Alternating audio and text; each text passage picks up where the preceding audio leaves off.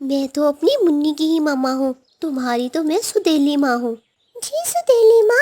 गुड़िया रसोई में जाती है और चाय बनाने लगती है। जब गुड़िया चाय बनाकर लाती है, गुड़िया की सुतेली बहन मुन्नी गुड़िया के सामने कुर्सी कर देती है।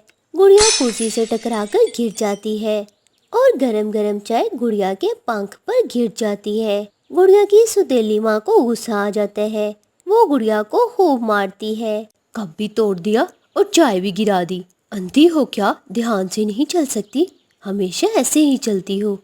सुतेली माँ, मुझे मत मारे। मुन्नी ने मेरे सामने कुर्सी कर दी थी, इसलिए मैं गिर गई। झूठ मामा, ये झूठी झूठ बोल रही है। मैंने ऐसा कब किया? देख कर चला करो, वरना मैं तुम्हारे पंख तोड़ दूंगी। ठीक है सुतेली मामा। गुड़िया की सुतेली माँ गुड़िया को जैसे कहती वो वैसा ही करती थी, क्योंकि वो अपनी सुतेली माँ से बहुत ज्यादा डरती थी। रात का वक्त था।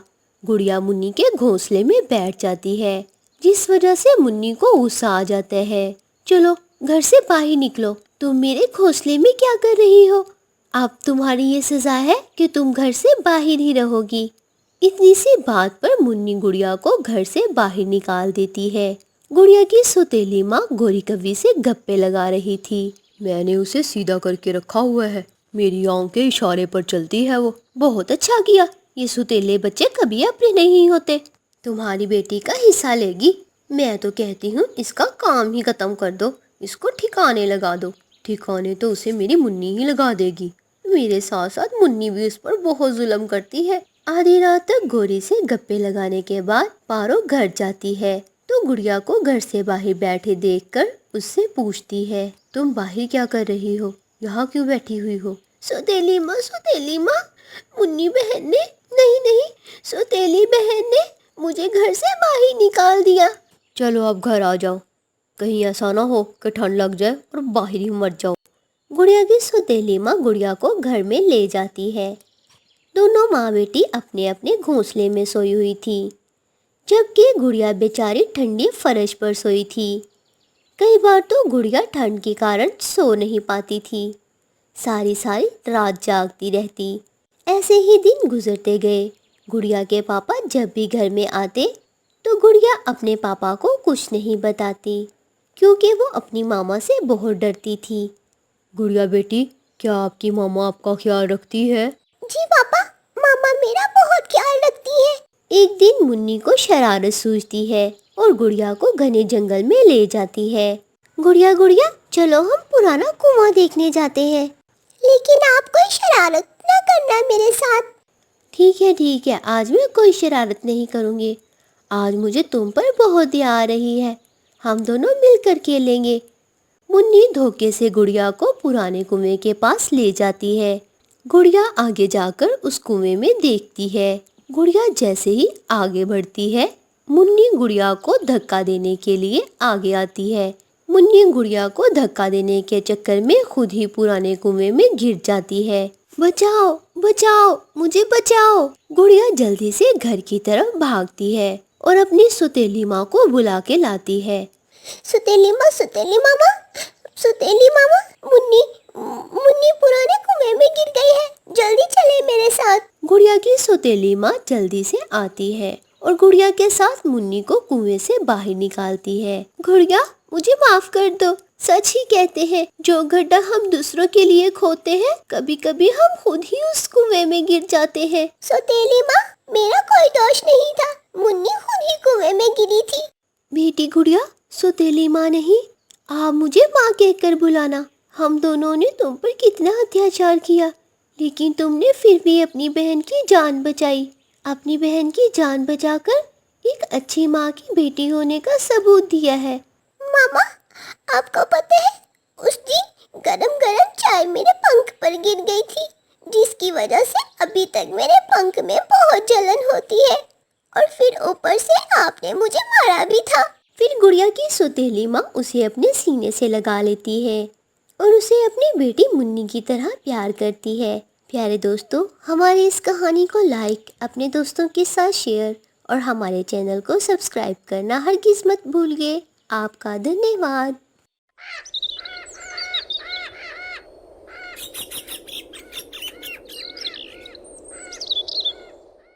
नूरपुर जंगल में सब पक्षी खुशी खुशी रहा करते थे। वो हर मुश्किल समय में एक दूसरे का साथ भी जरूर देते थे। उन्हीं पक्षियों में एक बुलबुल भी थी जो बहुत ही अच्छी थी और साथ वाले जंगल से उसका कजन भी आया हुआ था। वो सारा दिन कभी किसी पक्षी के घोंसले में जाता तो कभी किसी पक्षी के। सब पक्षी उसे बहुत पसंद करने लगे थे क्योंकि वो हर किसी का मन लगा कर रखता था। कुछ दिनों से जंगल में चोरियां बढ़ गई थी जिसके कारण सभी पक्षी बहुत परेशान थे। ऐसे ही एक दिन सब पक्षी बैठे हुए थे। मुझे तो समझ नहीं आता कि कोई भी कीमती सामान कहीं भी रख दो चोरी हो जाता है। चाहे कोई खाने का सामान ही रख दो वो भी गुम हो जाता है। मेरा तो भोजन हर रोज ही गुम हो जाता है। जब भी मैं भोजन लाकर रखता हूँ तो हर सुबह वो चोरी हो जाता है। पहले कालू और गौरी चोरियां करते थे, वो भी 2-3 दिन से जंगल में नहीं है। तोते भैया, ये चोरियां कालू और गौरी नहीं कर रहे। हम सब जानते हैं कि जब कालू और गौरी चोरी करते हैं तो वो थोड़ी नहीं बल्कि सारे का सारा ही भोजन चोरी कर लेते हैं। लेकिन ये चोर सारा भोजन नहीं खाता, ये थोड़ा सा भोजन खाता है। ये बहुत ही शातिर लगता है मुझे तो कोई चोर, और रहता भी हमारे साथ ही है जिसे हमारे हर भोजन की खबर होती है। हमें कैसे पता चलेगा कि ये कौन चोर है? तोते भैया, मैं तो खुद बहुत परेशान हूँ। मेरा भी भोजन रोज ही चोरी हो जाता है। एक बार मिल जाए ये चोर कहीं का, छोड़ूंगा नहीं इसे मैं। वो सब ऐसे बातें कर रहे थे कि बुलबुल का कजन भी वहाँ आ जाता है। क्या हुआ है? आप लोग ऐसे इतने परेशान क्यों बैठे हुए हो? जी बुलबुल भैया, सब ठीक है। आप सुनाए, आप कहाँ से आ रहे हैं? मैं तो सोया हुआ था, अभी अभी उठ कर आया हूँ। सोचा आप लोगों से बारी बारी जाकर मिलकर आता हूँ। अच्छा हुआ आप सब मुझे यहीं मिल गए। आप सबसे मिलकर मुझे बहुत अच्छा लगता है। हमें भी आपसे मिलकर बहुत अच्छा लगता है। अब वो ऐसे बातें कर रहे थे कि शाम हो जाती है और फिर वो अपने अपने घरों को चले जाते हैं। अगले दिन गोरी कौवी और कालू कौवा भी आ जाते हैं। आज हम इतने दिनों के बाद वापस आए हैं, आज तो हमें हर पक्षी कुछ ना कुछ खाने को देगा। चलो पहले हम रानू चिड़िया की तरफ चलते हैं। अभी अभी तो तुम जंगल में सभी पक्षियों से मिलकर आई हो और सबके यहाँ कुछ ना कुछ खाकर ही आई हो। तुम कौवी हो या चुड़ैल? तुम्हारी जुबान कुछ ज्यादा ही नहीं चलती। चलो अब जल्दी से मेरे साथ। गोरी कौवी और कालू कौवा रानू चिड़िया के पास जाते हैं। रानू बहन, कैसी हो आप? ठीक हूँ गोरी बहन, आप बताएं आप कैसी हैं? वापस कब आए हो आप लोग? हम तो अभी अभी आए हैं। रानू, तुमसे मिलने को बहुत मन कर रहा था, सोचा तुमसे पहले मिल के आते हैं। हमें तो आते आते ही शाम हो गई। इस समय तो भोजन की खोज में भी नहीं जाया जाएगा, अंधेरा जो होने वाला है। मुझे तो भूख भी बहुत लगी है। रानू चिड़िया गोरी की सारी बात समझ जाती है कि वो उससे मिलने नहीं, उससे भोजन खाने आई है। रानू थोड़ा सा भोजन उन्हें दे देती है। रानू, आज तो कंजूसी नहीं कर रही हो भोजन देने में। मेरे पास तो इतना ही भोजन है आज। वो कुछ दिनों से हमारे जंगल में कुछ पक्षियों का भोजन चोरी हो रहा है, इसलिए अब मैं ज्यादा भोजन इकट्ठा नहीं करती। क्या? ये कौन चोर आ गया हमारे जंगल में हमारे होते हुए? मेरा मतलब है, किसकी इतनी हिम्मत हुई हमारे जंगल में चोरी करे? ऐसा कहते हुए गोरी और कालू वहाँ से चले जाते हैं। इस रात गोरी कभी बहुत ज्यादा परेशान थी। कालू, मेरे तो मन को बात लग गई है जब से रानू ने बताया है कि हमारे जंगल में चोर आ गया है। अच्छा, तो इसलिए परेशान हो? तुम्हारे होते हुए दूसरा चोर कौन आ गया इस जंगल में? यही समझ लो, लेकिन मुझे इस चोर को पकड़ना ही होगा। लेकिन कैसे? वो मैंने सारा प्लान बना लिया है। सुबह होते ही रानू और तोते को नदी पर बुलाएंगे और फिर उनसे एक मीटिंग करेंगे। फिर वो ऐसे बातें करते करते सो जाते हैं। सुबह होते ही तोता, रानू, गोरी कौवी और कालू कौवा झरने के पास इकट्ठे हो जाते हैं। क्या बात है गोरी, आज क्यों बुलाया है तुमने हम सबको? वो चोर को पकड़ना है। मुझे तो कल से चैन नहीं आ रहा जब से रानू ने बताया है इस चोर के बारे में। हमने पूरी कोशिश की उसे पकड़ने की, लेकिन वो हमारी तो काबू में नहीं आया। ये काम सिर्फ गौरी ही कर सकती है। तुम सब में कहाँ इतनी हिम्मत, ये सिर्फ गौरी का ही दिमाग है। अब सुनो मेरी प्लानिंग। कोई भी पक्षी अपने घोंसले में भोजन नहीं रखेगा। आज अगर किसी का भोजन पड़ा भी है तो वो किसी और जगह पर रख ले। और कालू जा रहे हैं पहाड़ों की तरफ। हम लाते हैं पेट खराब करने वाले पौधे के बीज और रख देंगे तोते के घोंसले में। हम सब समझ गए गोरी बहन, तुम तो सच में बहुत शातिर हो। जो भी खाएगा अपना पेट खराब कराएगा और पकड़ा जाएगा। फिर ऐसा कहते हुए वो हंसने लग जाते हैं। तोते और चिड़िया, अब तुम जाओ अपने अपने घोंसले में। बाकी काम तुम लोग मुझ पे छोड़ दो। ऐसे गोरी और कालू चले जाते हैं। कालू, किधर है वो पौधा जिसका बीज मैंने गलती से खा लिया था? शायद वहाँ है, थोड़ा आगे। मिल गया, यही है, वो यही है बीज। चलो अब मजा आएगा, मैं भी देखूं मुझसे ज्यादा चोर कौन आया है मेरे जंगल में।